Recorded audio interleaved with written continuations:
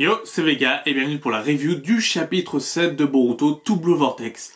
Alors en préambule, cette vidéo ne sera pas montée, donc ce sera une vidéo entre vous et moi sans coupure. Parce que Makoto n'est pas disponible, il a un problème avec son PC. Voilà, donc je pourrais le faire, mais ça collerait moins à l'actualité, moins au montage dynamique de Makoto. Du coup je laisserai la vidéo comme avant. Comme les anciennes vidéos, les premières sur Naruto, Boruto, Naruto The Next Generation. Donc voilà, donc c'est parti pour le chapitre 7. Donc, qu'en penser du combat entre Naruto, putain, pourquoi Naruto à chaque fois? Entre Boruto et Mitsuki.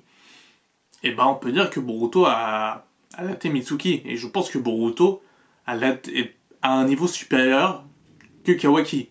Aussi. Ce qui pose beaucoup d'enjeux, c'est comment Kawaki va level up.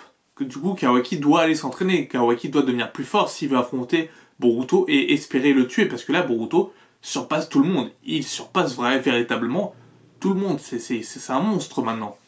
Même Mitsuki le remarque que c'est un monstre, et donc voilà. et donc voilà, ça c'est devenu un monstre. Donc le combat, Mitsuki qui nous disait bon comme ça je retire pas mes coups, etc. Ça va être violent, et on y croyait, mais en fait non, ça a été violent pour lui, pour son ego à Mitsuki. Enfin voilà, Mitsuki qui lui se représente la lune, et donc Kawaki était son soleil, enfin, c'était Boruto son soleil, et Boruto lui dit non, tu te trouves au soleil, c'est moi ton soleil. Bon là c'est un peu arrogant de la part de Boruto de dire ça, genre c'est grâce à moi si t'as un but dans la vie. C'est un peu arrogant, mais c'est la vérité. C'est ce qu'a été Boruto à l'égard de Mitsuki auparavant. Et c'était vachement intéressant. C'est pas un chapitre que j'ai détesté, hein. Je vous le dis tout de suite, parce que c'est vrai que To Blue Vortex, j'ai un peu du mal avec le manga. C'est un chapitre que j'ai moyennement apprécié. On va dire qu'il était un peu en deçà du chapitre 6, mais il est quand même... C'est un bon chapitre quand même, le chapitre... On en sait un peu plus sur l'omnipotence. Et on a une information super importante, c'est que Jura, un des Shinju, celui qui veut buter Naruto Uzumaki, dit directement, et si on allait rendre visite à Naruto? Alors quand je disais que le manga était très rapide, je pensais pas que ça finirait sur un cliffhanger pareil. J'avoue que j'ai hâte. J'avoue que j'ai hâte de voir le chapitre 8, de voir la discussion entre Naruto. Si, du coup, comment il va faire? Comment il va rentrer dans la dimension sans que Kawaki le sache? Ou il faut qu'il passe par l'intermédiaire de Kawaki? Comment ça va se passer? À mon avis, il faut passer par l'intermédiaire de Kawaki pour rentrer dans cette dimension-là. Donc je pense que il va aller voir Kawaki et lui demander est-ce que je peux parler à Naruto? Tout simplement, ou l'écraser, l'humilier, pour montrer à Kawaki l'impuissance qui est Kawaki. Je vous rappelle que Boruto n'a pas utilisé encore le Kama, aussi. Boruto n'a toujours pas utilisé Kama et on n'a toujours pas vu Momoshiki. C'est un truc de dingue, ça veut dire que Boruto est extrêmement plus fort, parce que le Kama, ça donne un bon boost quand même. C'est-à-dire que Boruto est extrêmement plus fort que tout le monde. Sasuke avait raison à l'époque en disant rester à Konoha, c'est s'encrouter, c'est ne pas devenir plus fort. Et Sasuke avait raison, puisque Sasuke avait surpassé Naruto à ce moment-là. Et là, Boruto surpasse Kawaki. Enfin, je pense que Boruto surpasse Kawaki. Je pense que clairement Kawaki est à la traîne en étant resté à Konoha, et en ne s'entraînant pas, parce que je pense pas que Kawaki s'entraînait, ou s'il s'entraînait c'est un petit peu, mais en tout cas il a encore à apprendre. Et Mitsuki on a pris de son humiliation face à Boruto, parce que Boruto est trop puissant. Boruto est devenu bien plus puissant que la plupart des personnages. Je sais pas qui peut l'arrêter, peut-être les Shinju. J'ose espérer quand même qu'il n'a pas atteint son niveau maximum, et qu'on nous réserve de 3 surprises. Même de la part de Naruto, de Sasuke, etc., qu'on nous réserve encore des surprises. Mais je me dis que revoir Naruto bientôt déjà, on n'est même pas à la fin du tome 2. Hein. On n'est même pas à la fin du tome 2, ça peut être trop rapide aussi de revoir Naruto. Vous l'avez exclu il n'y a pas si longtemps que ça. Bon, ça fait 7 mois, ok. Ça fait presque un an.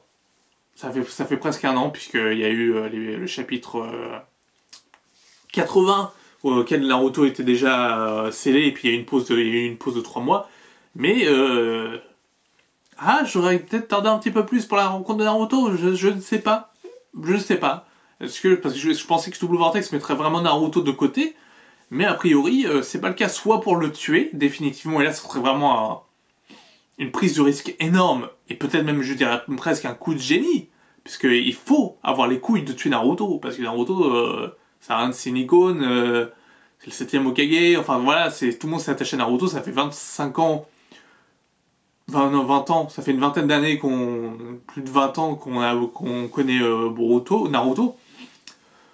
Donc bon, le tuer, ça serait un petit peu, je sais pas, mais ça serait peut-être couillu, et je dirais peut-être que ce sera peut-être un coup de génie de le tuer. C'est peut-être nécessaire à l'histoire. Pour l'instant, Boruto ne connaît pas d'échec. Boruto, tout ce qu'il a entrepris pour l'instant, ça s'est concrétisé. Sauf l'échec des Shinju qui ont pris une conscience eux-mêmes. Donc ça, c'est un échec quand même pour Boruto. Mais à part ça, en termes de puissance, il bat Code, il bat Kawaki, il bat Mitsuki, il doit être sûrement plus fort que Sarada. Il propose à Mitsuki de faire une team avec lui, donc le mec qui est censé tout perdre de la prophétie de Momoshiki va avoir une équipe complète avec Shikamaru, etc. L'omnipotence s'est faite un peu trop rapidement, je veux dire, Boruto s'est fait beaucoup d'alliés en si peu de temps. Lui qui devait tout perdre. Je me rappelle qu'il s'est chopé comme maître Sasuke, Kashin Koji, peut-être d'autres personnes, mais c'est un peu impressionnant quand même. Je sens pas le côté dramatique et l'enjeu, que peut-être que vous aussi, hein, mais moi je sens pas le côté dramatique de l'omnipotence sur Boruto. Parce qu'il sait que son père est vivant, il a juste inversé les rôles, donc tout le monde le déteste.